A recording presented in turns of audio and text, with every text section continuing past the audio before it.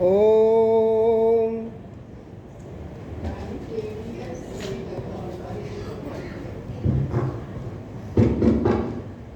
ओम ओम यो भूतं च भव्यं च सर्वं यश्चादितिष्ठति स्वर्यस्य स केवलं तस्मै ज्येष्ठाय ब्रह्मणे नमः। तस्मै ज्येष्ठाय ब्रह्मणे नमः। तस्मै ज्येष्ठाय ब्रह्मणे नमः। तीनों कालों का जिसे पूरा यथावत ज्ञान है, सृष्टि सारी में प्रतिष्ठित बस वही भगवान है स्वयं सुख रूप केवल मुक्तिदाता नाम है। उस महात्म ब्रह्म को श्रद्धा समेत प्रणाम है। जिस बुद्धि को मांगते साधु संत सुजान, उस बुद्धि का है प्रभु देना हमको दान। वेद स्वाध्याय सत्संग करते रहो, वेद स्वाध्याय सत्संग करते रहो। एक दिन प्राप्त सद्ज्ञान हो जाएगा, शांति होगी परम भ्रांति मिट जाएगी। पाप तापों का अवसान हो जाएगा।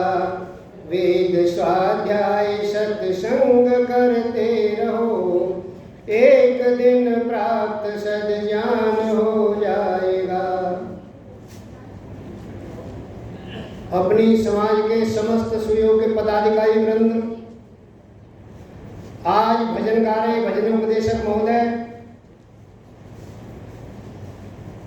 इस नई पौध को ऊर्जा दे रही माता उमा मोगा जी,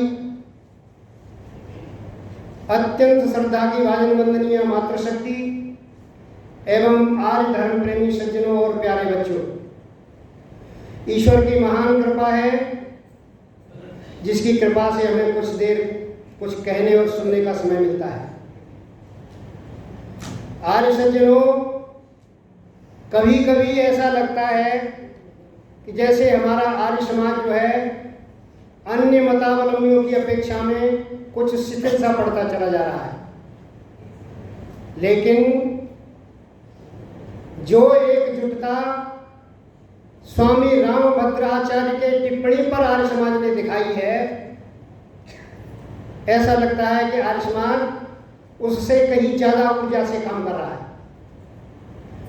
पूरा का पूरा आर्य समाज, सारे देश की प्रतिनिधि सभाएं, और न केवल सारे देश की बल्कि विदेशों की प्रतिनिधि सभाएं,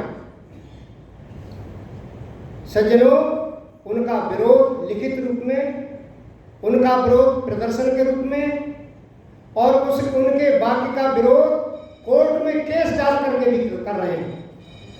उनके खिलाफ कोर्ट में कई प्रतिनिधि सभाओं ने केस डाले हुए हैं कि आपके अंदर यदि कोई सच्चाई है तो आप यहाँ करके हमें बताइए कहाँ से बोला आपने। तो सज्जनों, आर्य समाज पुनः एकजुट है, इसके लिए बहुत बहुत साधुवाद आर्य समाज को है।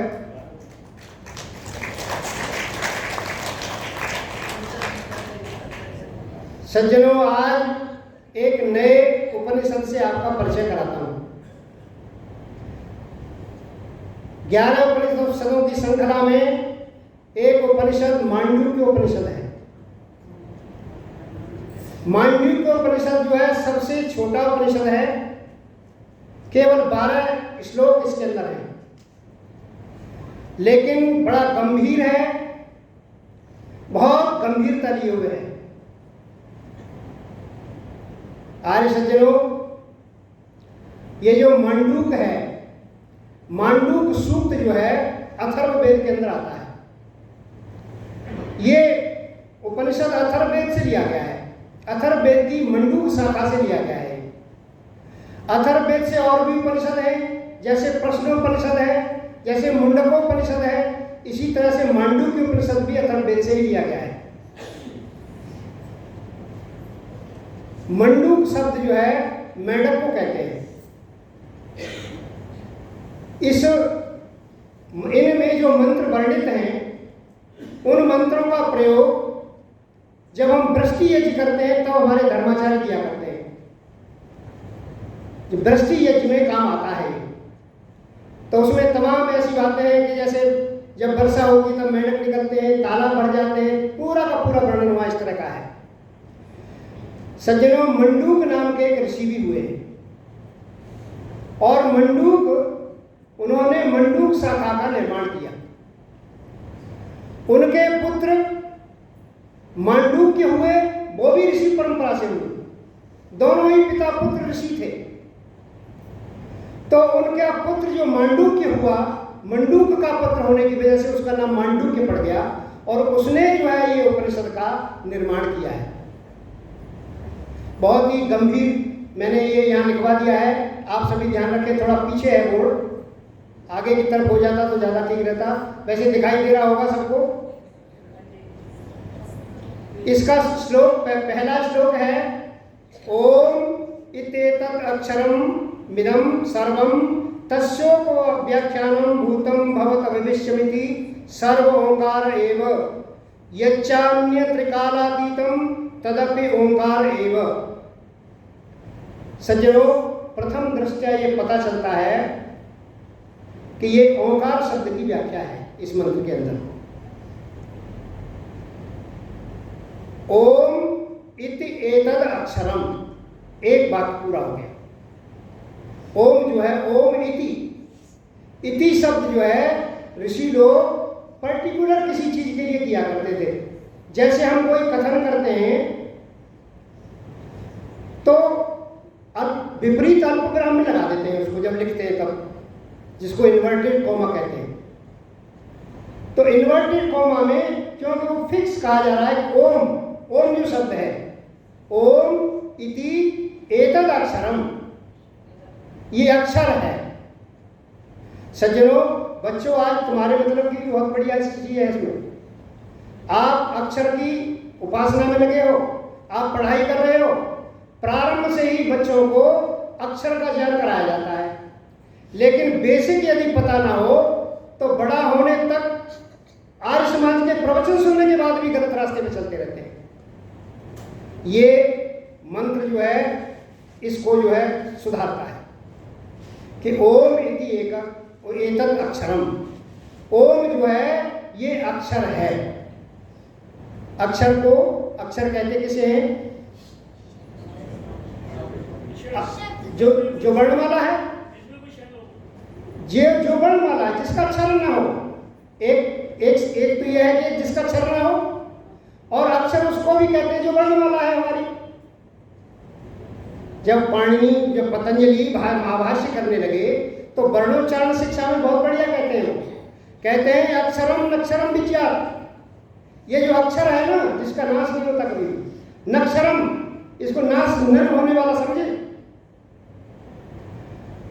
अस्नोतिर्वा सरोक्षरम, और पूर्व सूत्रे वर्णम बाहु पूर्व सूत्रे किमर्थम उपदिश्यते। ये क्यों उपदेश किया जा रहा है शब्दों का? सज्जनों, इसलिए उपदेश किया जा रहा है कि यदि शब्द नहीं पकड़ा हमने तो उसके अर्थ तक कैसे पहुंचेंगे। ये शब्द जो है, संसार में जितना भी ज्ञान है, यदि शब्द ना होता तो सारा का सारा ज्ञान हमें होने वाला नहीं था। बहुत सीमित मात्रा में रह जाते हैं हम। इसलिए अक्षरम नक्षरम विद्या, इसको न नष्ट होने वाला समझे। सज्जनों, ये जो अक्षर है, ओम अक्षर है, ये एक अक्षर तो है नहीं, औम ये 3 अक्षर हैं। तो ये अक्षरों का समूह है। इस समूह को शब्द कहते हैं। और शब्द इसमें कहा है कि नक्षरम, क्योंकि नष्ट होने वाला नहीं है। तो बच्चों, शब्द की जो आप उपासना कर रहे हो, ये शब्द नष्ट होने वाला है अथवा नष्ट न होने वाला है। शब्द नित्य है, इसको दूसरा शास्त्रीय भाषा में कहूं कि शब्द नित्य है अथवा अनित्य है। नित्य उसे कहते हैं जो नष्ट नहीं होता कभी भी, और अनित्य उसे कहते हैं जो नष्ट हो जाता है। तो ओम शब्द जब हमने बोला तो ये नष्ट होने वाला है या न नष्ट होने वाला है? नहीं नष्ट होने वाला। लेकिन सज्जनों, ये दोनों तरह का है। ये नष्ट होने वाला भी है और न नष्ट होने वाला भी है। ये नष्ट होने वाला कौन सा है? ये जो बोला जा रहा है, ये उच्चारण है। क्यों? सर्वतंत्र सिद्धांत है कि जो चीज उत्पन्न होती है, उत्पत्ति धर्मकत्वात्, जो चीज उत्पन्न होती है वो नष्ट होती है जरूर। ये जो ध्वनि उत्पन्न हुई ओम की, ये जो ध्वन्यात्मक शब्द है ओम, ये तो नष्ट होने वाला है, ये तो नष्ट हो जाएगा। लेकिन जो स्मृति में जो बोध होता है हमारे में, हम पहले भी इसको बोलते रहे, आज भी हम इसको बोल रहे हैं, आगे भी बोलते रहेंगे। तो ये जो ध्वन्यात्मक शब्द जो हमारी स्मृति में आकर के बैठ गया, हमारे पिता ने हमको बताया वो बोलना, हम अपने बच्चों, हम ओम का उच्चारण कर रहे हैं और हम अपने बच्चों को सिखाएंगे, बच्चे बच्चों को सिखाएंगे। लगातार परंपरा से सृष्टि के आदि से लेकर के जब तक सृष्टि चलती है तब तक ये ओम शब्द रहता है स्मृतियों में। तो इसको नित्य कहेंगे। लेकिन सज्जनों, इस सृष्टि का भी एक दिन विनाश होता है। ये सारे के सारे मनुष्य के शरीर छूट जाएंगे, फिर ये कहां रहेगा? फिर हम उस अपेक्षा से नित्य कैसे मानेंगे इसको? सज्जनों, उस अवस्था में परमात्मा के ज्ञान में रहता है। ये जो शब्द है ये परमात्मा के ज्ञान में रहता है, इसलिए इस शब्द को नित्य कहते हैं। ओम नित्य है, इसलिए कहा गया है कि ओम अक्षरम। ये जो है ये ओम अक्षर है। सज्जनों, इसकी बहुत बड़ी एक दूसरी बात भी बताई इसके अंदर। यहां तक महर्षि दयानंद इसको स्वीकार करते हैं, लेकिन महर्षि का विचार कब बदलता है? इसके अगले अक्षर में बदल जाता है महर्षि का विचार। कहे दुनिया के लोगों, जो तुम ओम शब्द की उपासना में लगे हो, ये ओम तो केवल और केवल बोला जाने वाला है, इसका अर्थ और है, इसका अर्थ दूसरा है। ये जो है ओम की उपासना में केवल लग गए। पौराणिक लोग यही तो कहते हैं, हमने ओम का उपासना की, ओम का ध्यान किया, और ओम के ध्यान में हम क्या करेंगे? जो ओम के 3 अक्षर हैं उसी को आवृत्ति में लाएंगे। पौराणिक लोग यही तो कहते हैं कि तुम ये क्या कर रहे हो भाई? हमसे मना करते हो कि तुम मूर्ति पूजा मत करो, और तुम स्वयं मूर्ति पूजा करते हो। हे निराकार अक्षर व शब्द, इनकी हम मूर्ति बनाते हैं, और अपने छोटे बच्चों को इनको इनसे हम ज्ञान कराते हैं। अक्षरों और शब्दों का यदि आकार बनाया नहीं जाता, तो अपने अपने बच्चों को हरगिज भी पढ़ाया नहीं जाता। कैसे पढ़ाते अपने बच्चों को? तो जो मूर्ति पूजा हम कर रहे हैं वो भी तुम कर रहे हो। सज्जनों, ये जो है वाचक शब्द है। यहाँ उपासना किसी और की जा रही है, ओम की उपासना नहीं की जा रही यहाँ पे। ओम तो वाचक शब्द है, वाच्य की उपासना की जा रही है यहाँ पे। क्यों? क्योंकि महर्षि दयानंद का एक विचार है। महर्षि दयानंद अलग से अर्थ करते हैं, उनको सायण और महिधर अर्थों को पढ़ने की जरूरत आवश्यकता नहीं है। महर्षि दयानंद जो अर्थ करते हैं वो बड़ा विचित्र अर्थ होता है उनका, वो वेदांत पर आधारित है। उसमें कहा कि इदम सर्वम तस्योप व्याख्यानम, ये जो सारा का सारा संसार दिखाई दे रहा है, तस्योप व्याख्यानम, उस ओम का ही व्याख्यान है। ये सारा का सारा संसार उपव्याख्यान है। उप कहते हैं, उप के 2 अर्थ हैं। एक तो उप कहते हैं छोटा करने के लिए, जैसे राष्ट्रपति, उपराष्ट्रपति, प्रधानमंत्री, उप प्रधानमंत्री, इसको छोटा करने के लिए। दूसरा समीपता के लिए आता है, समीपता के लिए भी आता है, जो निकट से बताने वाला है। उपव्याख्यानम, ये संसार जो है उस ओम की ही व्याख्या है। महर्षि दयानंद का यहाँ विचार अलग हो जाता है कि ये सज्जनों, ये ओम की व्याख्या संसार कैसे हो सकता है? ओम तो वाचक शब्द है, ओम की व्याख्या नहीं है ये संसार ओम की व्याख्या कैसे हो सकता है? सज्जनों, ये जो वाच्य है इसका, तस्य वाचक प्रणव, ये तो ओम उसका वाचक है। हमें ध्यान किसका करना है? अर्थ का ध्यान करना है। तज्जप तदर्थ भावनम, हमें तदर्थ का, उसके अर्थ का चिंतन करना है। हमने केवल ओम की उपासना में नहीं रह जाना। ओम जो है ये तो वाचक शब्द है, और वाच्य अलग होता है, वाचक अलग होता है। हमने क्या किया? हम ओम की उपासना में लग गए जी। हम तो महर्षि दयानंद के पूना प्रवचन को पढ़ो, 44 दिन प्रवचन किया है महर्षि ने, और जब 29 दिन हो गए तब वहां के विद्वानों को ये महसूस हुआ कि भाई ये जो है ये तो छूट जाएगा हमसे। इसलिए 5-7 व्यक्ति जो है वो शॉर्ट हैंड वाले बिठाए गए। इस तरह के ऊपर आजकल जो हमारे पास इंस्ट्रूमेंट्स हैं वो जो उस समय तो थे नहीं, तो शॉर्ट हैंड वाले बिठाए गए। लगातार महर्षि के मुंह से कोई शब्द निकलता था तो क्रम बना दिया गया कि तुम आगे तुम लिखोगे, उससे आगे तुम लिखोगे, और फिर इनको मिलाया गया। और मिलाने के बाद 15 दिन का जो प्रवचन है उपदेश मंजरी के नाम से निकलता है, उसमें ओम की व्याख्या को पढ़ा। महर्षि कहते हैं कि ओम शब्द के अंदर जैसे प्रथम मंत्र में संसार के सारे विद्वान अग्नि को अग्नि कहते हैं, भौतिक अग्नि कहते हैं, अंग्रेज लोग फायर कहते हैं, महर्षि दयानंद कहते हैं ये फायर नहीं है। फायर क्यों नहीं है? कि इसके पीछे जो विशेषण दिए हुए हैं, पुरोहितम, यज्ञस्य देव, ऋतुजम, होतारम, रत्नधात्मम, ये शब्द इस अग्नि में नहीं घटते, ये विशेषण इस अग्नि में नहीं घटते। इसलिए ये शब्द अग्नि, ये जो भौतिक अग्नि है इसके लिए नहीं है, ये शब्द तो परमात्मा के लिए है।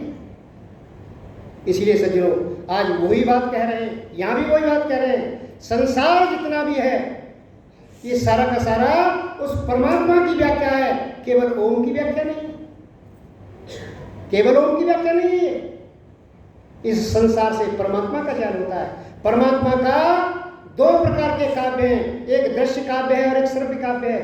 श्रव्य काव्य वेद है, वेद के द्वारा भी पढ़ने से हमें ईश्वर के दर्शन होते हैं, ईश्वर का पता चलता है हमें।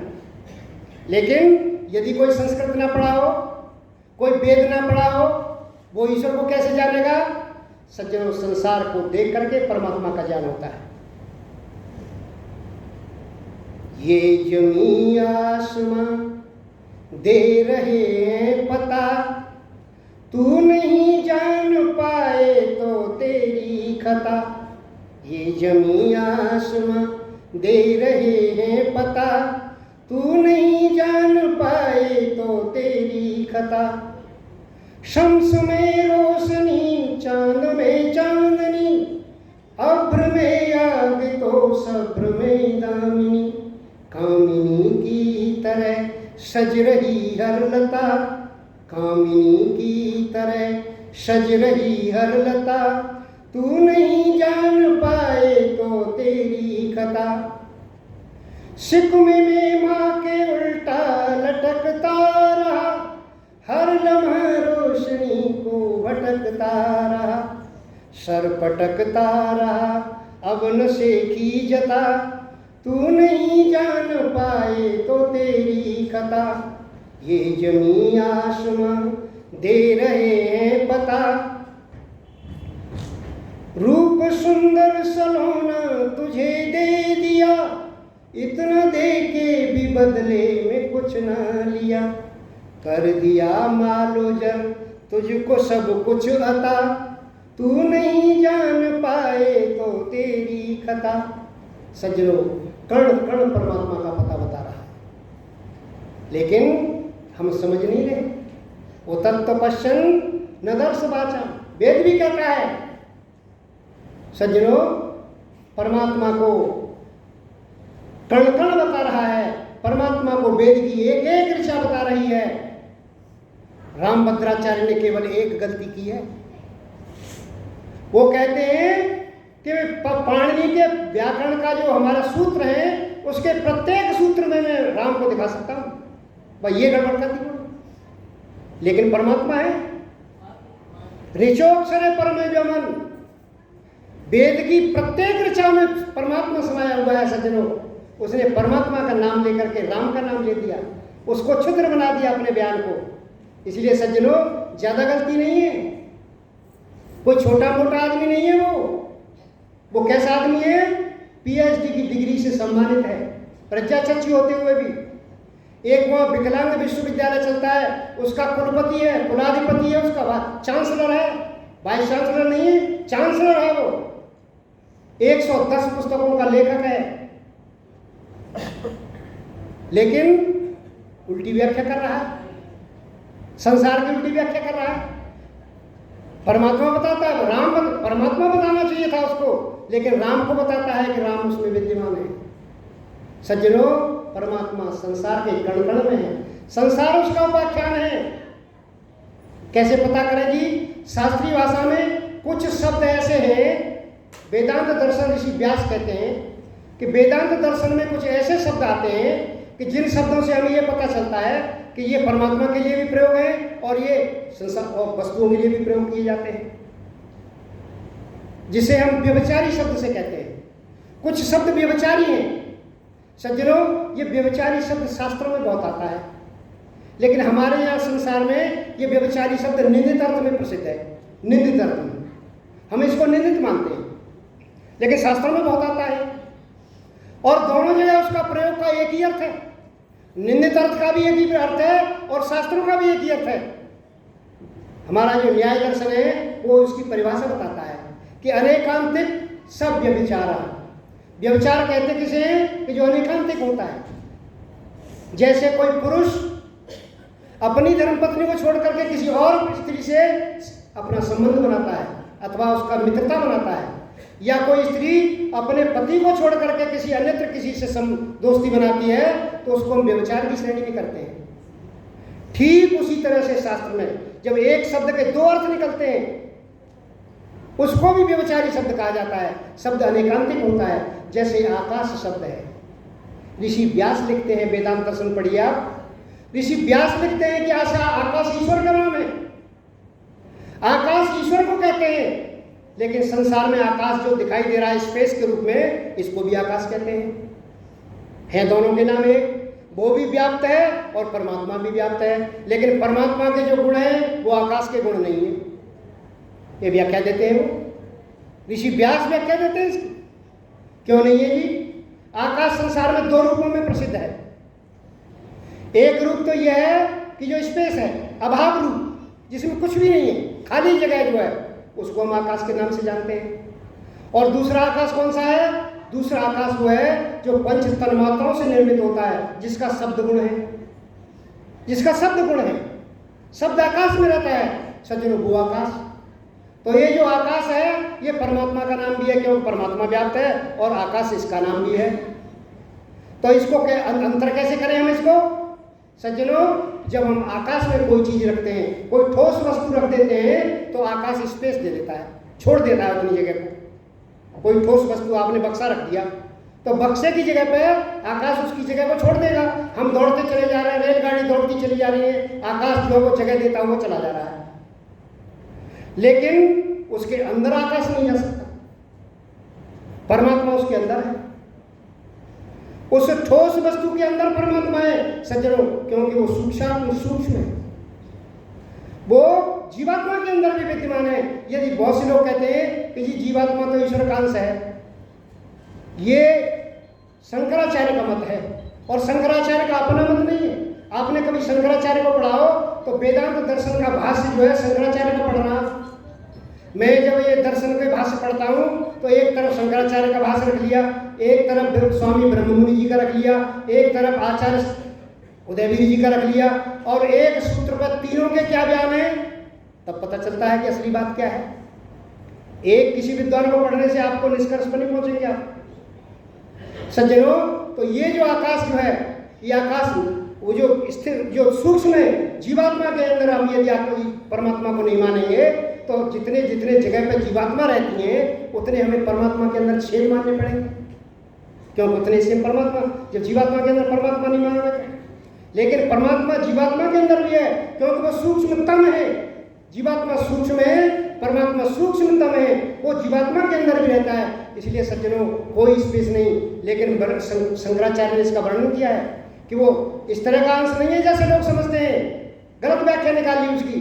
परमात्मा के किसी एक भाग में जीवात्मा रहती है, इसलिए जीवात्मा उसका अंश, उसके एक अंश में रहती है, अंश नहीं है वो। सज्जनों, इसी तरह से दूसरी बात में चर्चा की गई, वहां वायु को भी ईश्वर बताया गया। वायु नाम भी ईश्वर का है। वायु और अनिलम अथेदम भस्मांतम शरीरम, आपने सुना होगा मंत्र। वायु को भी ईश्वर कहते हैं क्योंकि गतिशील है, सातत्य गमन है, हर जगह वायु की गति है। और परमात्मा की भी हर जगह गति है, हर जगह पहुंचा हुआ है परमात्मा। लेकिन उस वायु की जैसी परमात्मा की शक्ति नहीं है। परमात्मा अलग है, वायु अलग है। सज्जनों, कैसे मैं इस बात को बता रहा हूं कि संसार से हम परमात्मा को समझ कैसे सकते हैं। इसमें लिखा हुआ है कि इदम सर्वम तस्य उपाख्यानम, ये उपव्याख्यान है परमात्मा का। हम बिल्कुल वेद ना पढ़े हों, लेकिन संसार को देख करके परमात्मा को समझ सकते हैं। तो ये वायु कैसे अलग है? ये वायु अलग है। वायु जीवात्मा की अपेक्षा से बड़ी ताकतवर है। जब भूचाल आता है समुद्र में, तो समुद्र को भी डोलायमान कर देती है, संसार को द्रवीभूत कर देती है, संसार को परेशान कर देती है। हम जीवात्माओं की अपेक्षा से वायु सबसे ताकतवर है, लेकिन परमात्मा से ताकतवर नहीं। इस वायु से सूर्य को नहीं घुमाया जा सकता।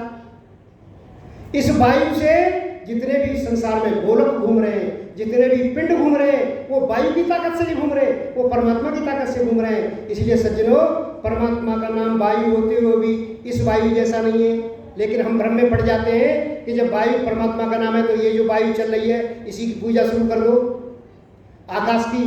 इसी तरह से सूर्य है।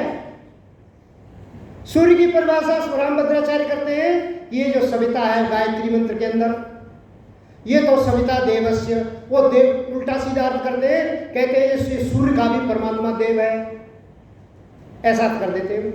लेकिन स्पष्ट अर्थ जो है सविता माने परमात्मा।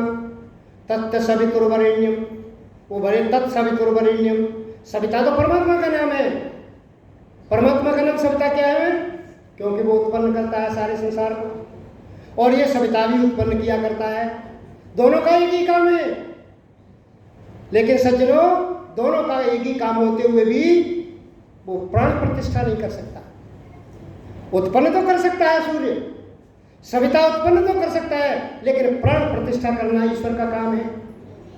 सारे के सारे संसार का एक एक पदार्थ, सज्जनों वेदांत दर्शन को पढ़ें तो एक एक वो शब्द शास्त्र है। वो तो जो शब्द जो है उपनिषदों में जो शब्द आए हैं उनकी व्याख्या करता है वो, कि कौन सा शब्द कहाँ प्रयोग करना चाहिए, किस मंत्र का अर्थ कैसा लेना है। वहाँ सृष्टि की जरूरत बताई है कि परमात्मा सृष्टि रचता क्यों है, क्यों सृष्टि रचता है परमात्मा, उसको क्या जरूरत है सृष्टि रचने की। जब वेद मंत्र वर्णन करता है कि अकाम धीरो अमृत स्वयंभू रसेन तृप्त न कुतश्चनून, अकाम है वो, उसे संसार में किसी की कामना नहीं है। किस कामना से रचता है? बिना कामना के, बिना प्रयोजन के, तो प्रयोजन बिना मंदो बिना प्रवर्तते, वहां तर्क दिया गया है। ऋषियों की परंपरा ऐसी है, वो प्रश्नोत्तर शैली से करते हैं कि आप कैसे मानते हो कि परमात्मा ने सृष्टि बनाई है। परमात्मा को तो किसी कोई कामना ही नहीं है, क्यों बना दी इसने सृष्टि? सज्जनों, वो कहते हैं बिल्कुल ठीक बात है, परमात्मा को कोई कामना नहीं है और रस से परिपूर्ण है, कोई उसके अंदर न्यूनता भी नहीं है। लेकिन फिर भी परमात्मा सृष्टि बनाता है, क्योंकि वो आगे कहते हैं कि लोकवत लीला मात्रम कैवल्यम, लोकवत जैसे संसार में लीला करते हैं लोग, जैसे संसार में रहते हुए प्राणी जो वो व्यवहार करते हैं, परमात्मा भी ऐसा ही व्यवहार करता है। कैसे करता है जी परमात्मा व्यवहार? संसार के लोग कैसा व्यवहार करते हैं? संसार के लोग व्यवहार करते हैं कि जब कोई महान पुरुष हो जाता है, ज्ञानी हो जाता है, बलवान हो जाता है, तो वो अपनी क्षमता को संसार के सामने प्रदर्शित करता है। क्यों करता है जी? वो इसलिए करता है कि लोग इस रास्ते पर चलें जो मेरा रास्ता है, जिससे आनंद मुझे मिल रहा है। विद्यालय खोलते हैं लोग, तो विद्यालय इसलिए नहीं खोलते कि वो स्वयं उसमें पढ़ाएंगे, वो इसलिए खोलते हैं कि जो आनंद पढ़ने के बाद मुझे प्राप्त हुआ है, वही आनंद मेरी संतान को प्राप्त हो, आने वाली पीढ़ियों को प्राप्त हो, इसलिए खोला जाता है स्कूल, इसलिए शक्ति का प्रदर्शन करते हैं। इसी तरह से परमात्मा के अंदर अनंतता है, कार्यत्व है, कर्तापन है और अखंडता है, अनंतता है। तमाम परमात्मा के अंदर गुण हैं। यदि सृष्टि न बनाए तो वो प्रदर्शित कैसे होंगे, और प्रदर्शित नहीं होंगे तो जीवात्मा कैसे उसके रास्ते पर चलेगा, कैसे उसको प्राप्त करेगा। इसलिए सच्चे रास्ते को प्राप्त करने के लिए परमात्मा की लीला मात्र है। एक दूसरा अर्थ भी किया इसका, वो कहते हैं कि लीला मात्रम कैवल्यम, ये तो केवल यानी मोक्ष प्राप्ति के लिए सारी लीला है। जीवात्मा जो कर्म बंधन में बनी हुई है, उस कर्म बंधन में उससे बचने के लिए परमात्मा ये लीला किया करता है। इसलिए मोक्ष प्राप्ति के लिए भी लीला की जाती है। एक तीसरी व्याख्या भी करते हैं वो कहते हैं कि संसार के लोग, ऐसा देखा जाता है कि संसार के लोग बहुत एक दूसरे का उपकार करते हैं। कोई व्यक्ति धर्मशाला बनवाता है, जब धर्मशाला बनवाता है तो उस व्यक्ति को ये पता है कि मैं इसमें नहीं रहूंगा। बनवाने वाला कभी भी धर्मशाला में नहीं रहता, वो तो पता है उसको कि मैंने अलग दूसरे मकान में रहना है, लेकिन फिर भी संसार के कल्याण के लिए बनवाता है। सड़क बनवाई जाती है तो राजा अकेला उस सड़क पर नहीं चलता। राजा लोग सड़क बनवाते हैं तो राजा अकेले नहीं चलते उस रास्ते पर, वो संसार के कल्याण के लिए। तो जो परमात्मा जो समस्त संसार का राजा है, उसके सारे के सारे हम पुत्र हैं, पुत्रियां हैं। सज्जनों, इतना प्यार करता है जैसे कोई एक बच्चे के लिए प्यार करता है। जैसे एक बच्चा किसी के पास हो, माता पिता कितना प्यार देते हैं। असंख्य जीवात्माएं होते हुए भी प्रत्येक जीवात्मा को परमात्मा ऐसे प्यार करता है। इसलिए परमात्मा जो है उपव्याख्यानम, ये सारा का सारा संसार उसका व्याख्यान है, उस परमात्मा का व्याख्यान है। परमात्मा से अलग नहीं है कोई भी। इसलिए ये जो कहा जा रहा है कि ओम इति तदक्षरम, ये जो ओम अक्षर है नष्ट न होने वाला है, ये इसकी व्याख्या नहीं है, ये तो उसके वाच्य की व्याख्या है। महर्षि दयानंद कहते हैं इस मंत्र की व्याख्या करते हुए कि ये तो परमात्मा की व्याख्या है, ये ओम शब्द की व्याख्या नहीं है। आपने ओम शब्द पढ़ लिया और उसी व्याख्या में चल पड़े। बहुत से हमारे आर्य समाजी में जाया करता हूँ, आर्य समाजों में, और लोगों से पूछता हूँ कैसे संध्या करते हो? जी ओम का ध्यान करते हैं। ओम के ध्यान में किसका ध्यान करते हैं? वो जो 3 शब्द हैं आ उ और म, इसका ध्यान करते हैं। ये परमात्मा की कहाँ पूजा हुई भाई? आप तो वाचक का ध्यान करते हैं। वाचक अलग है, वाच्य अलग है। सज्जनों, वाच्य अलग है, वाचक अलग है, उसका ज्ञान अलग है। हमेशा नित्य वस्तु की उपासना करनी चाहिए, अनित्य वस्तु की नहीं। जो चीज़ नष्ट होने वाली है, हमारी स्मृति जब तक हम जीवित रहेंगे, ओम हमारी स्मृति में रहेगा। लेकिन शरीर के समाप्त होते ही दूसरे जन्म में जाएंगे, नर्सरी में बैठना पड़ेगा, फिर दोबारा ये सीखना पड़ेगा कि ओम बोलो, याद नहीं रहेगा।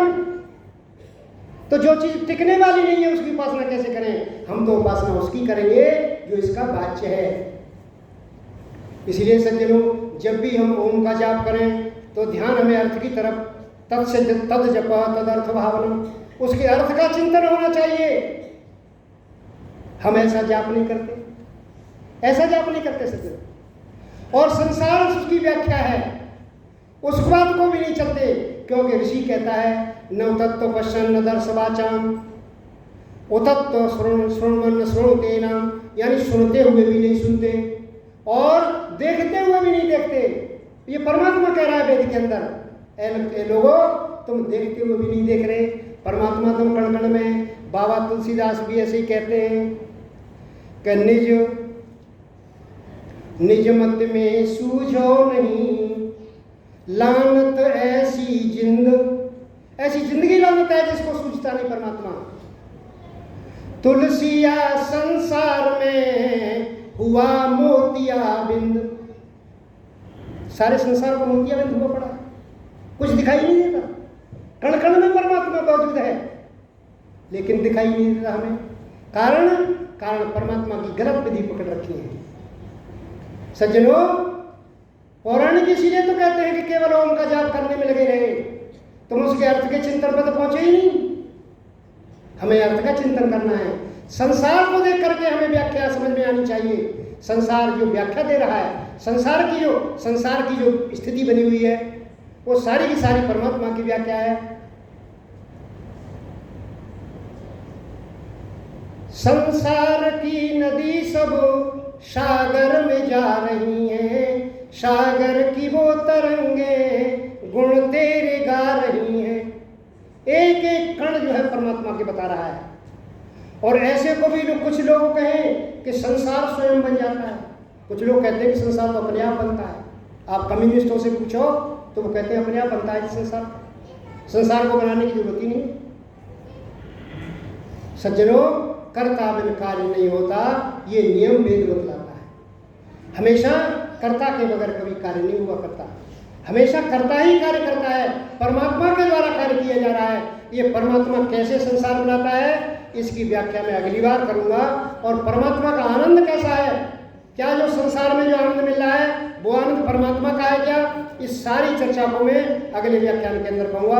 आज आपका प्रवचन का समय पूरा हो गया। इन्हीं शब्दों के साथ ओम शांति।